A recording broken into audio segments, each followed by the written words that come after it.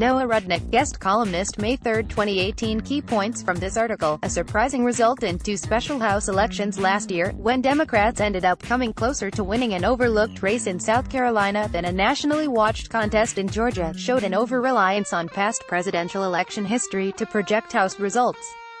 When assessing the true Democratic targets on this year's House map, a more holistic approach is required, including looking at past down-ballot performance and other factors. Third-party voters, often overlooked, could be immensely important in determining the next House majority. Modeling House elections June 20, 2017 was unlike any other day, because it was an election day, hyped to a frenzy in the political world. Both national parties, and politicos everywhere, were on the edge of their seats waiting for results to come in. Polls would close soon in the extremely closely watched GA6 special congressional election, as both sides hoped that each of their tens of millions of dollars invested in this race would not go to waste. Personally, I was nervous for another reason, as I had put on the line a new and untested House model that was giving me numbers outside of both mainstream thought or even what the polling was showing, where it looked on the surface like a virtual toss-up with the possibility of John Ossoff flipping the seat in Georgia. Another special election in SC5 would be decided the same night, although it was a seemingly safe red district. In fact, SC5 became the butt of a lot of jokes on among election personalities compared to GA6. However, I was staring at, and betting on, a very different outcome. After performing well in the relatively predictable at-large special election in Montana and decently in the Case 4 special, my House model was trying out its first live test and was showing a shocking prediction. It showed Karen Handel winning by 3 points in GA6 with 51.49%, but it also showed a better Democratic performance in the overlooked South Carolina race. According to the model, Ralph Norman was only projected to get 48.35% and lose to unheralded Archie Parnell At the end of the night, Handel received 51.8%, winning by about 3.5 percentage points, while Norman took 51% of the vote, winning by a smaller margin than Handel, 3 points. There was still some error, especially in SC5 as I will outline later, but the results bared out well, with a closer matchup in the overlooked seat that prognosticators called a likely Republican race, while the toss-up actually wasn't quite as close. In this piece, I hope to outline the couple of significant choices I've made in my House model that stand in contrast to other sites and election handicappers, and show a behind-the-curtain peek at some opportunities to improve the way we judge a race. Why were Republicans favored in GA6? Before I go through why I believe that GA6 was not a guaranteed toss-up seat, it is relevant to take a detour and look to see how it became a marquee election in the first place. Race did not really engage until late January, when left-wing grassroots forum and data site Daily Kos put out a fundraising appeal to its list, outlining why the site believed the race could be competitive, and it went viral. The Daily Kos appeal admitted in general terms that voters in GA6 typically vote Republican down ballot, but it noted Donald Trump's large drop from Mitt Romney's 2012 vote share in the district is a sign that a Democrat could compete there. This speaks to an over-reliance on the partisan voting index, an easy and readily available statistic to find that looks at only the presidential margin, and takes the average of the last two performances there compared to the national party performance. This makes PVI a poor measure of congressional performance when taken alone, because it doesn't take down-ballot performance, including, most importantly, congressional results themselves, into account. One of the principal differences in my model is that it uses the 2016 presidential results as a single benchmark, rather than the be-all, end-all in predictions, and it punishes or rewards members of Congress that establish an independent identity, which I will detail below. My model attempts to produce more accurate congressional predictions by separating a district's presidential vote from congressional performance and by looking at raw vote instead of margin. A first look to evaluate PVI is to show that it regularly underestimates the down-ballot effect on a partisan congressional seat, and it goes beyond missing an incumbent advantage, but also a partisan advantage. For Chart 1 below, I took the 2012 and 2016 PVI from their respective election cycles, and derived what the predicted vote share for GOP candidates would be from the GOP presidential vote that year, x-axis. I then plotted them against the y-axis, which shows what percentage the actual candidate received if their race was contested. The diagonal line is a reference line, and any point above that line was a Republican overperformance while any point below was a Democratic overperformance. The color is based on which party held the seat, and the year that data point was taken from. the yellow 02012. The O is for open were seats that were changed post-redistricting, but had no incumbent running, and serve as a useful baseline that should not lean one way or the other. Chart 1. Accuracy of pure PVI-based predictions. Note, click on chart to see larger version. Source, Cook Political Report. There are a couple of quick takeaways here. PVI underestimated the Republican share in Republican-held seats 74.0% of the time, but overestimated the Republican share in 85.7% of Democrat-held districts. You can also see this trend exists in both 2012 and 2016, even though 2016 featured a considerably higher share of third-party presidential voters than 2012, about 6% in 2016 versus less than 2% in 2012, showing a bit of a robust consistency. So, is this because of an incumbency advantage, or is there a partisan lean in the districts that PVI is missing? To explore that option, the box plot in Chart 2 breaks the House elections up by year in incumbency status, with the error on the y-axis. Chart 2, PVI error and partisan misnote. Click on chart to see larger version. Side by side, you can find the quantitative error of PVI, where PVI understates the Republican share in GOP-held seats by 3 or 4 points, while it overstates the GOP share in Democratic-held seats by about 4 to 5 points. With the open 2012 seats registering as slightly Democratic, let's say that PVI is typically off by about 4 whole percentage points, which is an 8-point margin.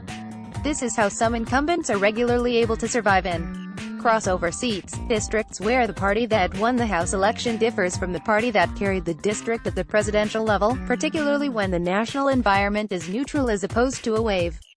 This also does not change with open seats by a statistically significant amount, and not in the same direction in both cycles, so incumbency is not causing the error. So PVI, or in essence, the presidential margin, already has a congressional partisan underperformance built into it, but the PVI in GA6 was especially deceptive. This district voted heavily Republican down ballot, and former Rep.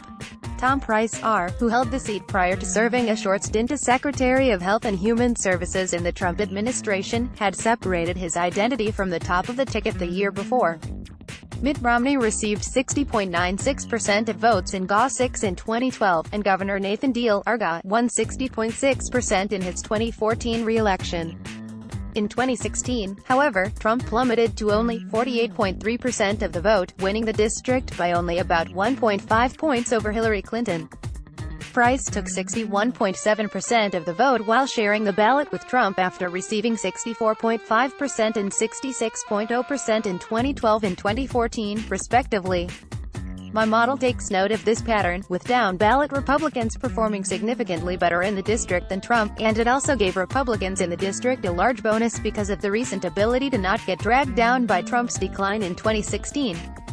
When compared to the 2016 congressional vote, the GA6 special election would produce a swing in line with other expected U.S. House seats when shifting the generic ballot down, but in comparison to the presidential vote, Ossoff lost the district by a little bit more than Clinton did, a 3.6-point defeat for Ossoff versus 1.5 for Clinton.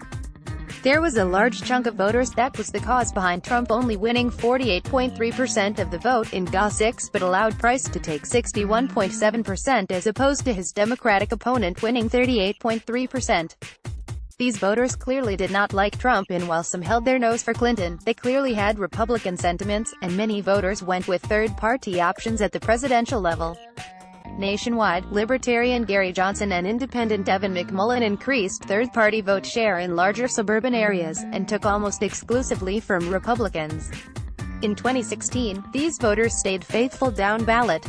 However, there is evidence that these voters are fleeing in droves. Chart 3 below plots the third-party relative performance compared to past years on the x-axis, and on the y-axis the change in the margin from Romney to Trump. The 3 counties that are in GA6 are highlighted in red, and the size is by the number of voters in 2016. Chart 3, third-party performance impact on the margin change. Note, click on chart to see larger version. From this, you can see that there is a relationship between the two variables.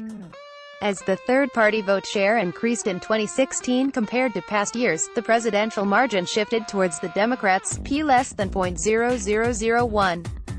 Additionally, these 3 counties shifted to Clinton, and Trump's numbers dropped, but the cause is mostly concentrated on third-party voters that also backed Tom Price.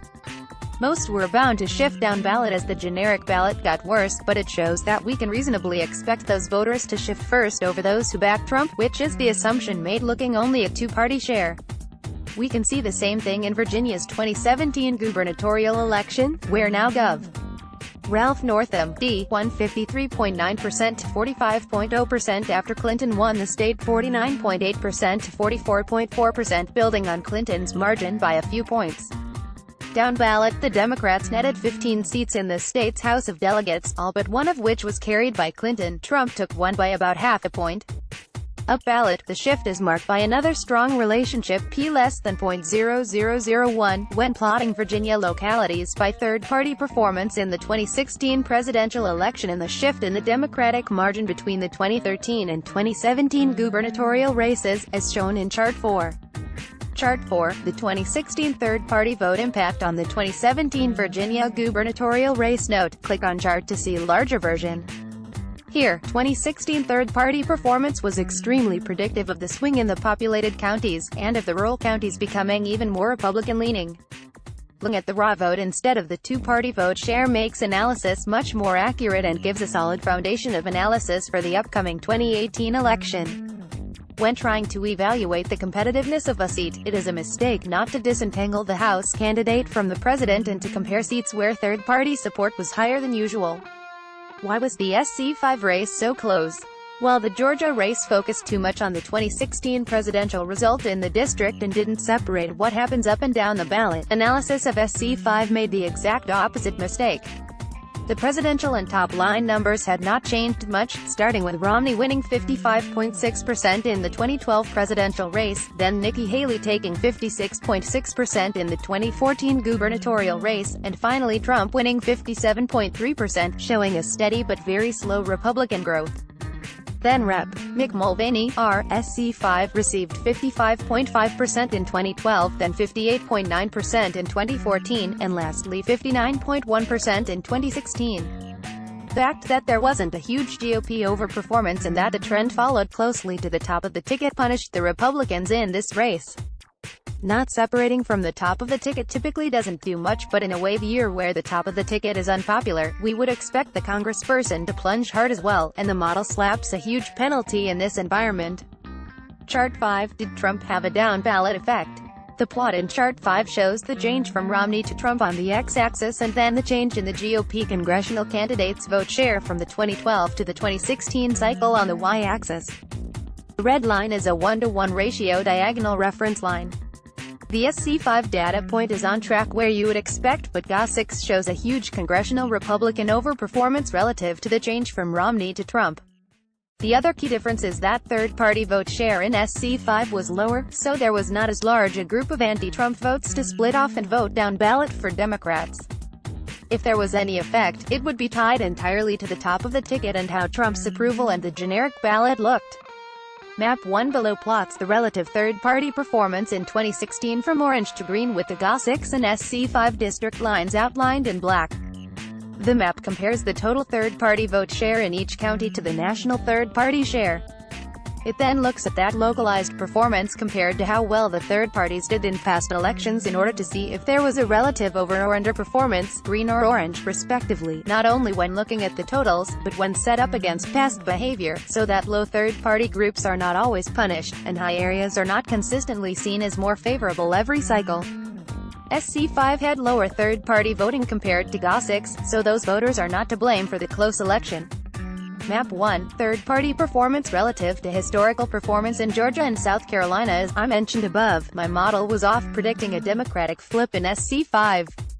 That result was driven by a factor that brings in a prediction based off a demographic regression that leans Democratic because the district it is slightly over 28% African American, and in a low turnout special, it is likely that this demographic group didn't really turn out in force.